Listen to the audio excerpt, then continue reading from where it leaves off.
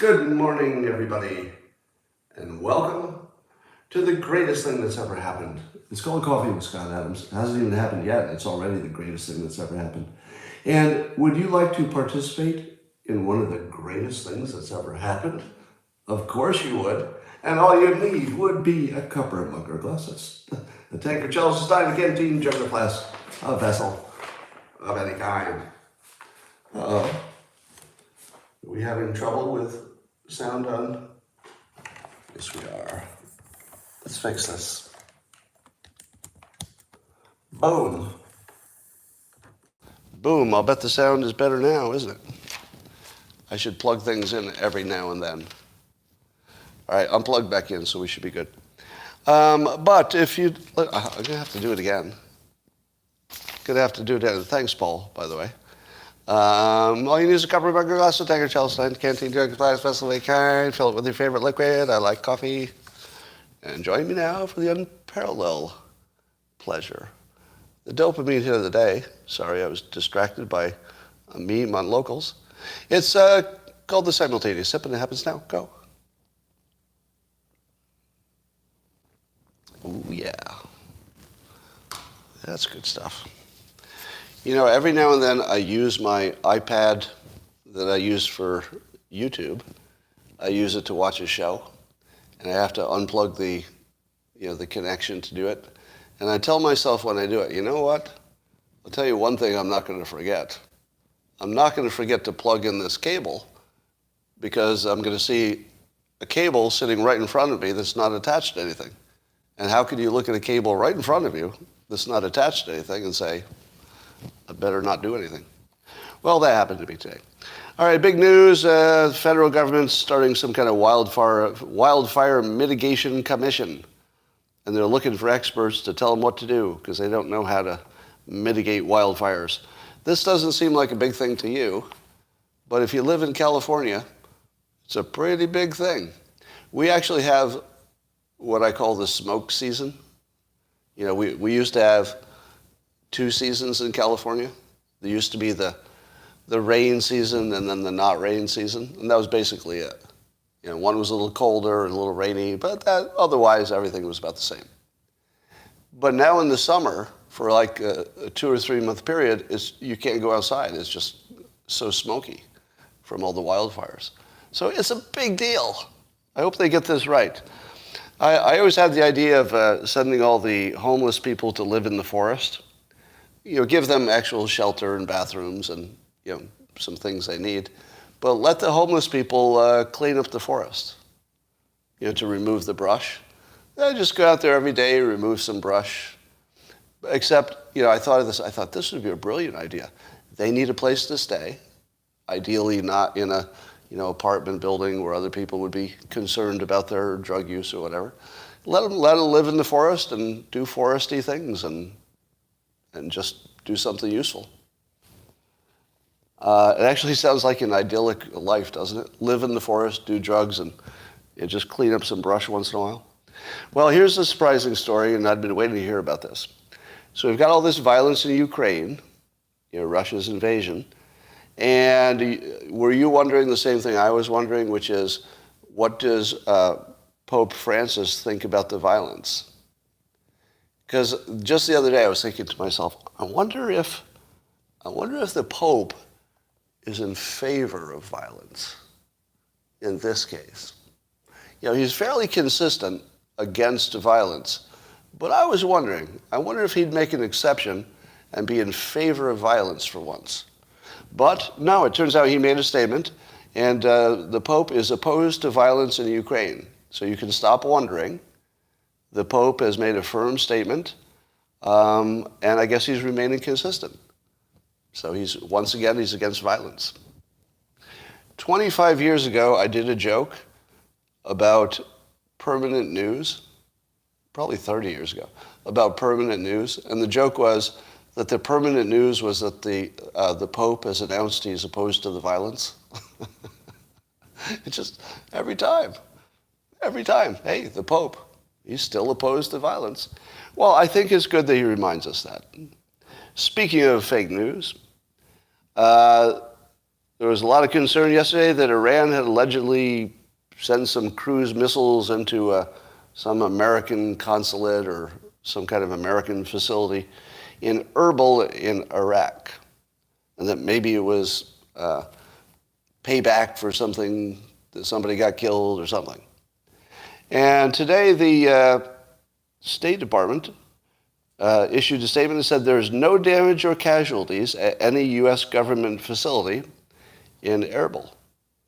So I guess it didn't happen. So all those reports yesterday about some kind of American diplomatic consulate or something being blown to crap by Iran never really happened, according to the State Department. Never happened.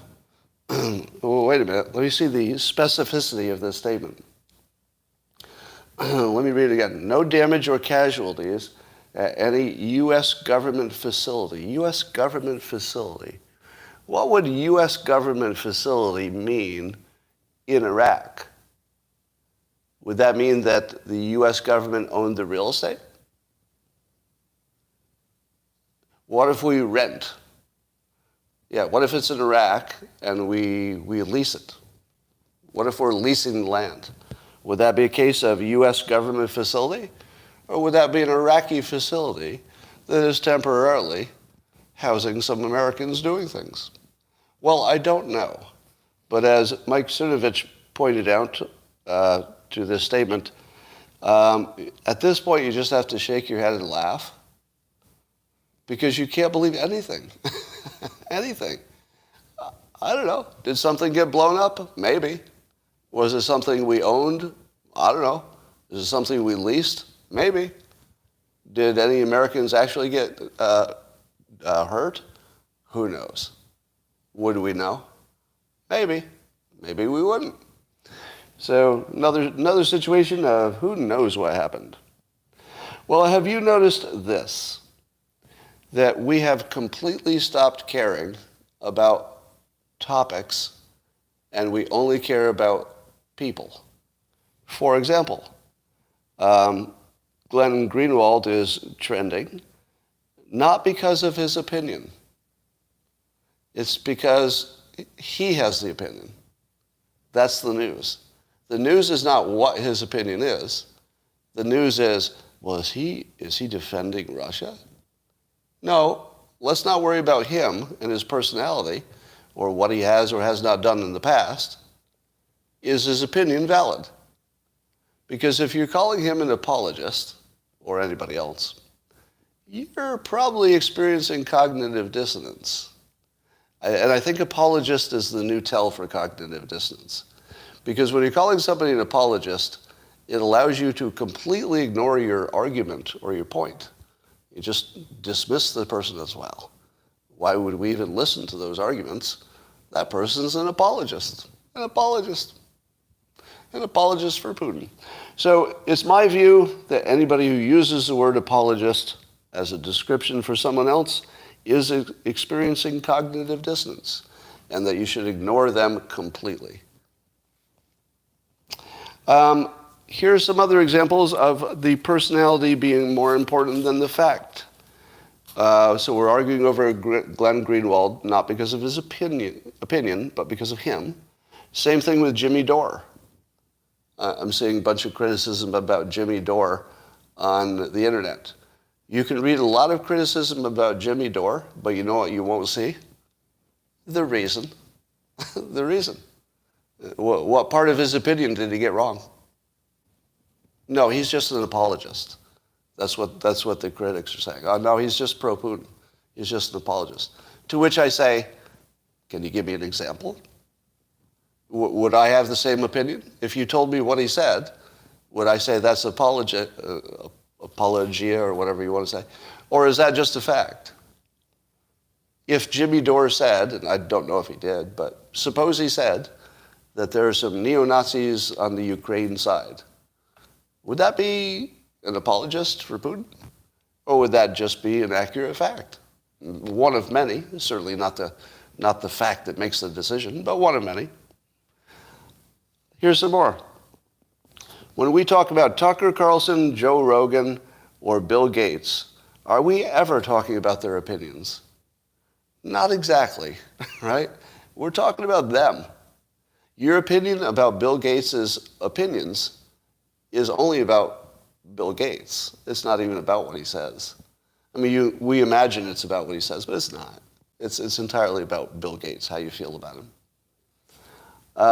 By the way, Joe Rogan had some very funny insights about Bill Gates being a person to tell us how to handle our health, when Bill Gates is maybe not the picture of health. Now, Joe Rogan said it in a more humorous and cutting way. So you should see his version, it's funnier. But that's not a bad point.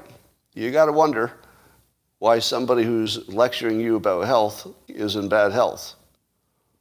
Got to wonder. So am I wrong that we've completely left the field of arguing about the facts? We don't even do it anymore. I mean, I think even the trucker thing in Canada turned out to be about truckers and about Trudeau. I'm not even sure anybody cared about the details after some point. Now, I'm exaggerating a little bit, but we have to watch out for the fact that only the personality is what we're talking about, because it feels like it. Speaking of personalities, I don't understand this, but apparently there was some Wall Street Journal, well, at least Wall Street Journal did a poll, and said that if Trump and Biden ran today, it would be a tie, 45% to 45%. Do you believe that? Because it seems to me that we also have reports that a generic Republican would just destroy a generic Democrat. Is Trump the exception? Is Trump the only Republican who can't destroy every Democrat in the next race? Because he might be. He might be the only exception. Because he's the one person that people put so much, let's say, weight on his personality that they kind of can ignore his policies. So he might be the only person who can't beat Biden, which would be weird. I have a hard time believing Biden's really going to run, but maybe. You never know. So here's some things that are shifting lately. We talked about Trevor Noah saying that if Trump had been president, Saudi Arabia would have taken his call, which most of us probably agree with that, don't you? So Saudi Arabia just didn't take the call with Biden because they're mad at him for whatever. But even Trevor Noah says, they would have taken Trump's call. Add to that, Bill Maher, he's got two opinions which seemed weird together. So these are both opinions he expressed on Friday. He asked, and this is reasonable, he said, why didn't Putin invade Ukraine when Trump was president? Because wasn't Trump supposed to be all Putin-loving enabler? So Bill Maher quite reasonably says, if Trump was such an enabler, why did the invasion happen under Biden and not Trump? It's a good question, right? Now, I give credit to Bill Maher for asking this question. And Trevor Noah as well. Just the fact that they can even float the question, I think it shows some kind of movement in a good direction. But at the same time, Bill Maher mocked Trump for saying that the problem in Ukraine was all caused by a rigged election. And he sort of mocked it because Trump always goes back to his talking point about the election. Except, if you've already accepted that there might be a reason that Putin didn't invade under Trump, Trump's answer that the election is the problem in Ukraine is exactly right under that assumption, if you believe that the election was rigged, right? So I'm not making that assumption. I'm saying that's Trump's assumption. So his answer is spot on, and it agrees at least with Bill Maher's question, if not his opinion. And the question is, why didn't Putin invade when Trump was president? And Trump agrees. If he'd been president, it wouldn't have happened. So you're seeing Bill Maher and Trump actually completely agreeing, but they can't quite get there, so they have to act like they're disagreeing. I think Bill Maher has to act like he's disagreeing with Trump, even when he's not exactly disagreeing. So he played both sides there a little bit. How about Beto O'Rourke said in public, I guess this week, that critical race theory should not be taught in schools. Did you ever think you'd see that? So I think the Democrats maybe, just maybe, are starting to see that the polls are not going their way.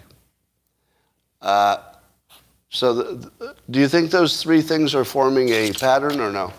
So here are the three things. The three things would be Trevor Noah saying Trump would have done better on at least the phone call. Bill Maher saying, why didn't Putin invade under Trump? And now Beto O'Rourke saying critical race theory should not be taught in schools. Now, he might be word thinking there a little bit, and maybe he's saying that the high-level, college-level critical race theory should not be taught, but I don't know that he's against the ideas of it. So this might be a little bit of fake news. What do you think? Does this look like fake news? Because it might be that the only thing he's disagreeing with is that a high-level college philosophy course should not be taught in grade school. But maybe the concepts, which are simpler, don't discriminate, blah, blah, maybe that should. So I'm not sure that this is a real story. But somebody says, yes, it's fake. Yeah, I think it's a framing story, a little bit. But I do wonder if there's going to be any movement toward Trump was right. All right, here's something quite interesting on CNN, an opinion piece by Richard Galant. And he points out that the Russian bombing of the civilians in Ukraine might not work out because we have some historical precedent. You always have to be careful about looking to history for your patterns because nothing really is the same as it was then. But it is useful context. So in 2011, 3 American researchers, this is what Richard Galant writes in CNN, 3 American researchers revealed an eye-opening finding about the U.S. bombing campaign in the Vietnam War. And they found that the more bombs that were dropped in on South Vietnamese hamlets in 1969, the likelier the Viet Cong insurgents were to end up controlling the territory afterwards. So it's almost as if the more you bomb the civilians, the more likely they're going to resist you stronger, and it's not going to work out the way you want. Then 2 years later, this other historian, Richard Overy, what a last name, Overy, he did a study and he concluded that the targeted bombing of European cities in World War II was also a military failure.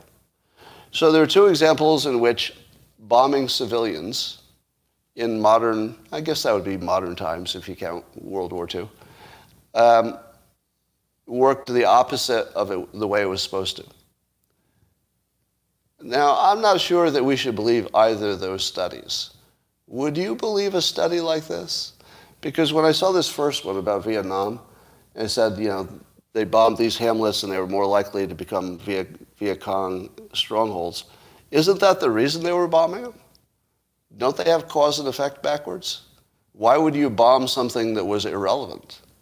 Aren't you only going to bomb something that you think the enemy has a stronghold in? I'm not sure I believe any of this, but it's worth asking if there's any, because I asked the same question. I said, is there military evidence to suggest that bombing civilians works? We know it depopulates, but if you looked at the long run, is the history that it works? I don't know. It works to depopulate, and if that's all you're trying to do to get an advantage, I suppose it works in that limited sense. I don't know, I don't think it works. You bomb what you can't reach with troops. That seems like the only thing that makes sense. I don't think you bomb to break will. So I don't trust anything that's coming out of Ukraine. How many of you saw the viral photo of what was alleged, but probably not, a Russian soldier chained to a pole and froze to death because they didn't want him to desert, so they chained him to a pole and he froze to death? It looks like that's pure Ukrainian propaganda, and it might even be a dead Ukrainian soldier. It doesn't even look like it's a Russian soldier. Yeah. And if the soldier had a weapon, like a gun, didn't the soldier have a weapon? You telling me that the soldier wouldn't try to just shoot the chain? Right? Did they leave him there without a gun? I don't know. But I wouldn't believe anything coming out of Ukraine. Well, there's now the number of COVID cases in China is up to 3,400 new cases, the highest since February 2020, and local transmission in provinces is starting to ramp up. So what would be the outcome of a major outbreak of COVID at this point in China? It would be a supply chain problem, wouldn't it? This would be our fourth, if it happens, our fourth global supply chain challenge in like 2 years. To which I say, that doesn't feel like a coincidence anymore, does it? It just feels like we're a simulation and somebody is testing supply chain pressures. It looks like we're testing the supply chain, like that we're just a simulation and we're running a bunch of simulations. Say, okay, would this break the supply chain? No? Okay, how about this? Would this break the supply chain? So far we're doing okay. All right, Rasmussen reported that election integrity is now the number 3 issue with voters. So the top 3 issues per Rasmussen are inflation, violent crime, and election integrity. Let me see. Who would you expect to get elected if the top 3 issues were inflation, violent crime, and election integrity? How would a Democrat ever be elected unless they ran against Trump and people just didn't like Trump for some reason? Amazing. It just doesn't seem to me like anybody would ever vote for a Democrat if these are the top 3 issues with voters. These top 3 issues are so overwhelmingly positive for Republicans. I just, if the Democrats sweep, I'm going to have a real question about election integrity. Are you? All right. I saw another article by Francis Fukuyama in a publication called American Purpose, who is actually openly asking about should we be thinking about Russia literally losing on the battlefield. And I still think that's going to be a thing. I think I did have the number of Russian tanks completely wrong. I told you in December I saw a report that there were 1,200 Russian tanks, but then I saw Andrei Speckhouse correct that to maybe 12,000 something. So there'd be 12,000 something tanks, 17,000 something anti-tank missiles in country, and I think that number probably is low. You thought they were out of fuel. I still think they're running out of fuel. So yelling my own opinion at me that I still hold in all caps did not get you as much as you hoped. Oh, 12,000 including reserves. 12,000 for the whole nation of Russia? Huh. That was Russia's gas supply, yeah. So here's what I think. I think that the ground forces of Russia are being degraded to the point where they won't be an effective ground force in the north. And if Putin loses in the north, it's not going to matter as much if he wins in the south, because it's going to look really bad. Now, we're also already seeing in the news experts saying, who you really have to worry about is, or who Putin has to worry about, is his own intelligence people turning on him. Don't you think we're doing that intentionally? To get Putin worried about his own inner, because apparently he's arrested his head of intel for bad intel, but I doubt it. I think that's also propaganda. Do you think that Putin has actually fired generals and put his own intelligence head under house arrest? I think no. I mean, the news is saying it, but I think no. Yeah, that feels like propaganda to me. Firing generals is how we won World War II, though. Yeah, I see what you're saying. All right, here's a source of Russian tanks. Battle tanks 2,800. What? Okay, it's too confusing. Give me the summary. All right. I think my take is going to remain the contrarian take. Let me ask you this. If you took the contrarian view of every single thing that's been in the news, how often would you be right? Versus if you took the standard view. And then you waited long enough, who would be right more often? The standard view, and let's say the last 5 years. Would the standard view have been more right or more wrong than the generic view? Now, sometimes we underestimate the generic view, the classic view, because most of the world said Russia was going to invade Ukraine, right? And then they did. So I would say the classic view was correct. The contrarian view, of which I don't know anybody but me who had, was that he was bluffing. Now, the contrarian view turned out to be completely wrong. He invaded. Now, the reason I thought he wouldn't is because it was obviously a suicide mission. But apparently, the story is, and I don't think you can trust the story, that the only reason he made such a bad mistake is that his intelligence people gave him bad information. But I wouldn't have made that mistake, and I didn't listen to any intelligence people.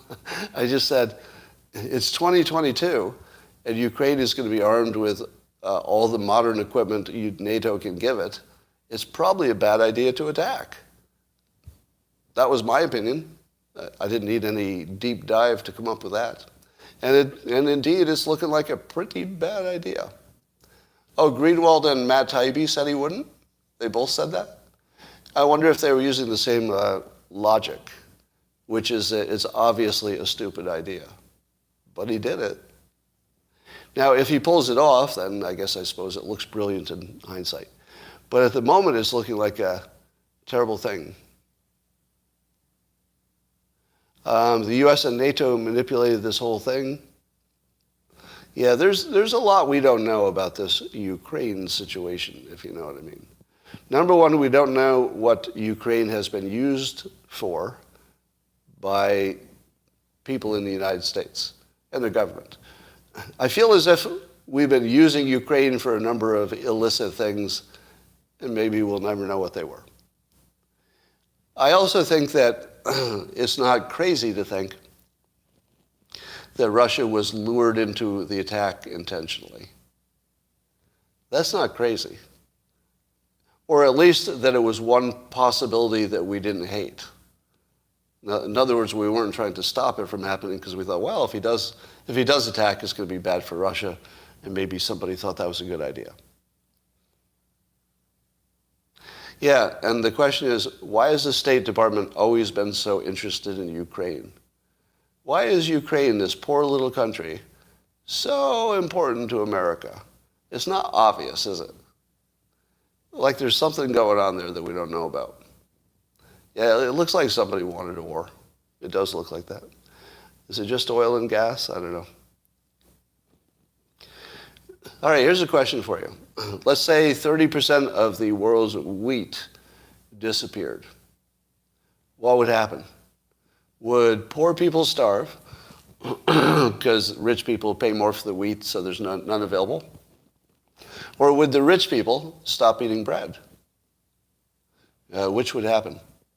If you said to me, Scott, there's a worldwide shortage of wheat, would you mind cutting back on wheat because it's not that healthy for you anyway? And you could go a few months without bread. You could go a year without bread because you got plenty of carbs. Just eat less wheat. Scott, would you do that to help starving people across the world? To which I would say, sure. Yeah, I could do that easily. I could cut bread out. I mean, I like bread, so I'd miss it. But if it's a war thing, yeah, of course, I could cut out bread. But would I? And would anybody ever ask me to? I don't think anybody would ask me, because it's a free country. And I don't know it would work if anybody asked. Yeah, I don't think most of you would cut out bread. I think you'd let people starve.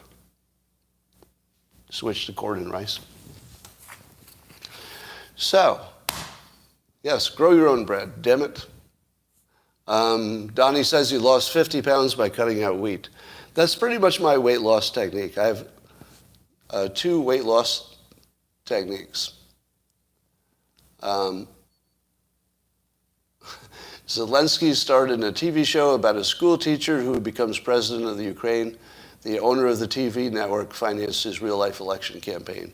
Yeah, Zelensky does look like he looks like a creation, doesn't he?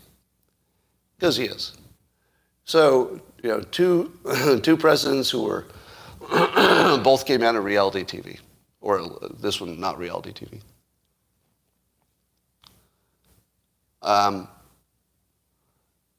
He also won the Ukraine Dancing with the Stars show. I don't know. I don't trust anything about Zelensky. Does anybody agree with me? I don't trust Zelensky at all. At all. Because I don't know who's running him exactly. Is he just a CIA guy? I don't know. Here's another comment for $5. Yeah, Ukraine is a hotbed of corruption. Money laundering, traffic, yeah. All right, I don't have much to say today. So unless you have any questions for me, I'm going to keep it short since you're all tired from the time change. Remember, move your clocks if you forgot to do it last night. Oh, here's some information on, oh, here we go. Russian stuff.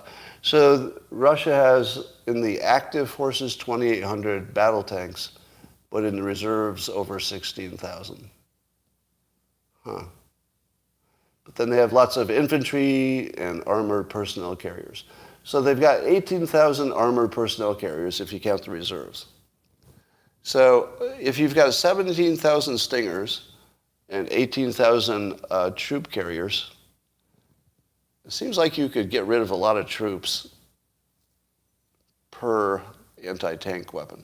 I assume they would work on a troop carrier.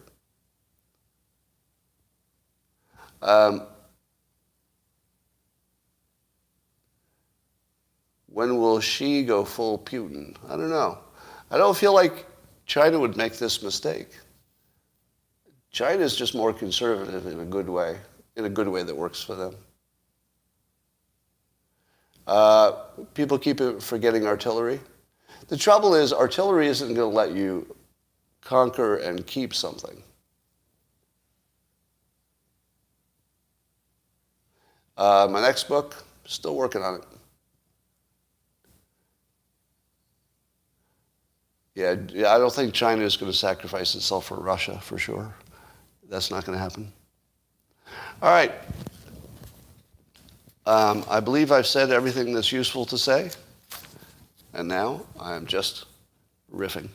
And although some of you are hoping that I would last long enough for you to complete your workout, I say to you that you are strong enough to complete this workout, even without Coffee with Scott Adams. Even without. And is there anything I forgot today? Any topics I should have talked about?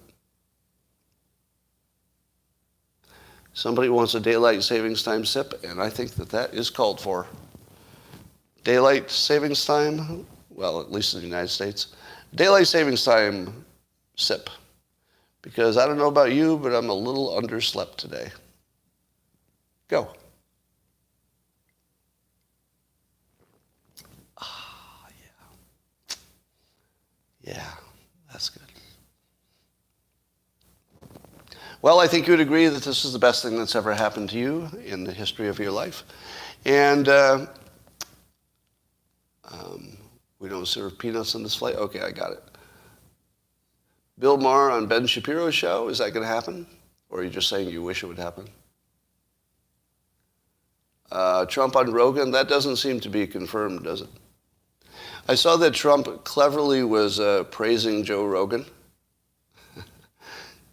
He said he shouldn't apologize, but he thought Rogan would be better to host a presidential debate than Chris Wallace, to which I say, I would watch that. Let me be serious. I think that an independent podcaster should host a debate. Whether it's Joe Rogan, that's a separate question. But I think an independent podcaster should host a presidential debate. Or at the very least, the presidential candidates should make a real effort to appear on the major podcasts. I'll tell you something that I learned promoting books. If you go on ABC Good Morning America and promote your book, do you know how many you'll sell? None. None. I would watch my Amazon rank when I would do publicity hits, and I'd go on like a major network TV, big hit, they mention the book, nothing. Literally nothing, no change at all. You go on Joe Rogan show, or you go on Tim Ferriss, James Altucher, you go on a major podcast, and boop, as soon as it comes out, you see your numbers start to spike. So I would assume that the politicians have seen the same thing by now. And if whoever runs for president works the podcast network, because it's so easy to do, you don't even have to be there. You could just Zoom and knock out 5 of them in one day. And they would get massive traffic. And the podcast format does allow you to change minds. Do you agree with that? I would say that regular news, the way it's formatted with 30 seconds of pundits yelling at each other, never changes anybody's minds.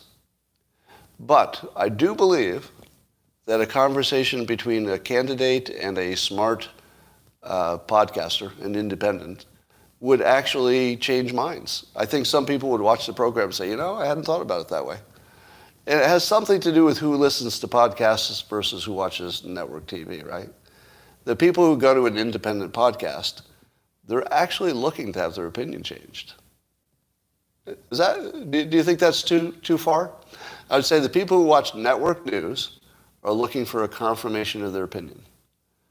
People who listen to podcasters also might be listening for confirmation, but far more, it would attract people who are willing to change their mind and able, both willing and able, which is rare. Yeah. I think if you're looking for alternative points of view, you're spring-loaded to have your mind changed, and you'd be okay with that. So this could be the year that the politicians realize what every person who sells books already realizes, that network news is just a confirmation bias engine, and podcasting is really the only tool out there for changing anybody's mind, I think. Would you agree? It's the only tool to change a mind at the moment.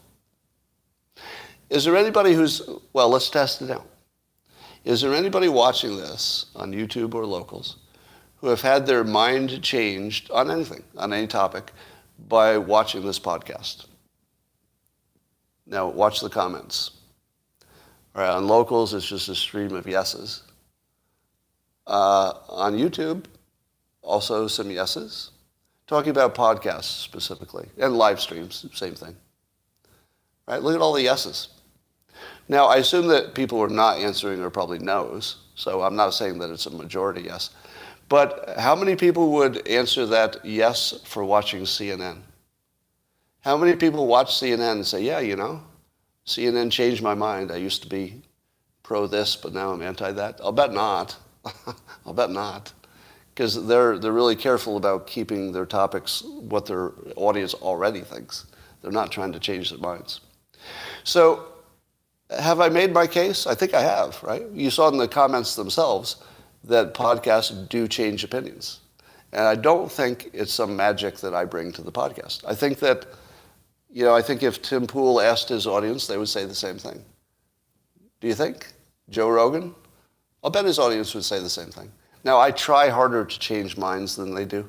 I don't think they're trying to change your mind. I think they're presenting entertainment. I actually am trying to change your mind in a lot of cases. Not every case. In the case of vaccinations, I didn't want to change your mind. I just wanted to present it in a way you could make your own decision. That's why the Dems want Rogan gone. You might be right. Um,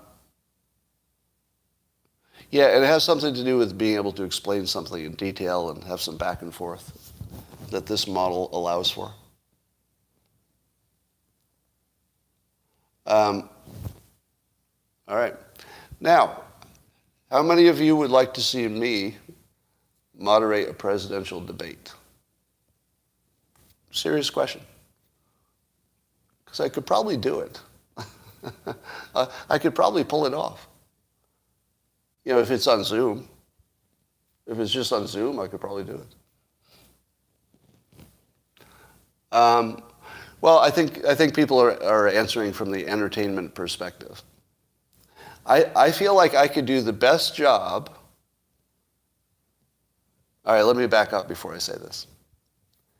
I pride myself. No, even that's wrong. I try to make it a point. I won't say I pride myself. All right, I'm not even going to finish that point. All right, well, I will finish the point. In my opinion, I would be the best combination of asking good questions and being entertaining. Because you have to be entertaining to get the audience, but you should ask good questions because it's also a public service. If you're talking to presidential candidates, your brain should be in public service mode, not in entertainment mode, right? If you're a good person at all, you should be in purely public service mode by the time you're talking to legitimate candidates for the presidency. But I'm pretty sure I could do a good job and also be entertaining, just because I'd ask interesting questions. I also think that if I interviewed any candidate for president one-on-one, that I could get inside their head faster than almost anybody. And when I say inside their head, I mean get them to get them out of politician mode and get them into human mode. I think I could do that faster than just about anybody could do that. And again, it's just technique, right? I'm not saying I have magic powers that I was born with. I'm saying that anybody who studied certain techniques of persuasion, communication, etc., would be good at it. That's all. Head trip, yeah. No, I actually think I think if I made it my mission in life to host a presidential debate, I think I could do it. I think I could pull it off. Because I do think there's enough appetite for it. There would be enough of an audience for it. You know, you wouldn't have to worry about enough people watching. There'd be plenty of people watching.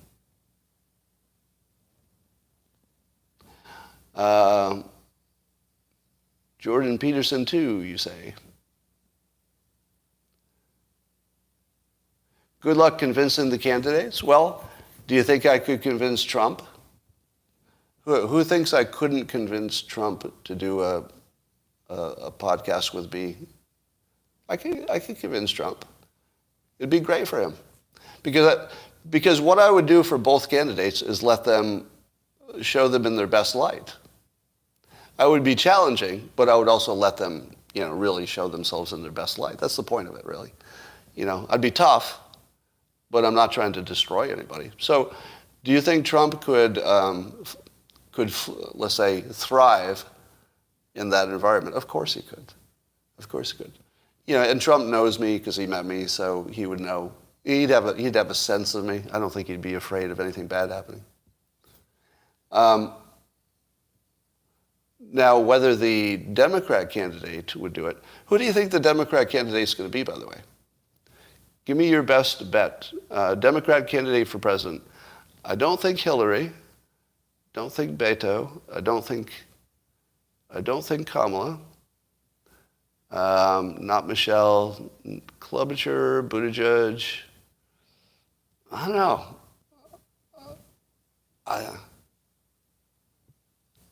I don't know if any of them really have a chance. Smollett, AOC, Newsom. All right, well, let's pick Governor Newsom.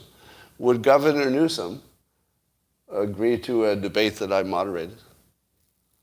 I don't know. Good question.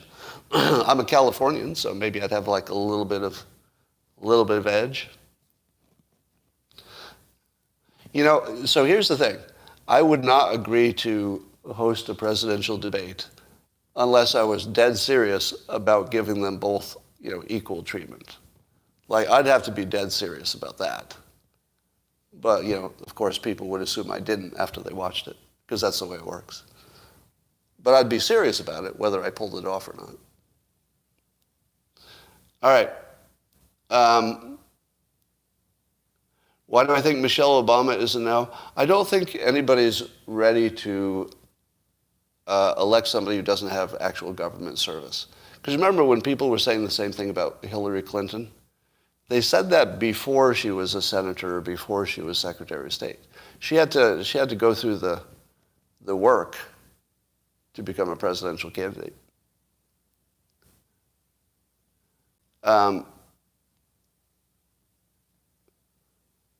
Why would I want to? Yeah, why would she want to?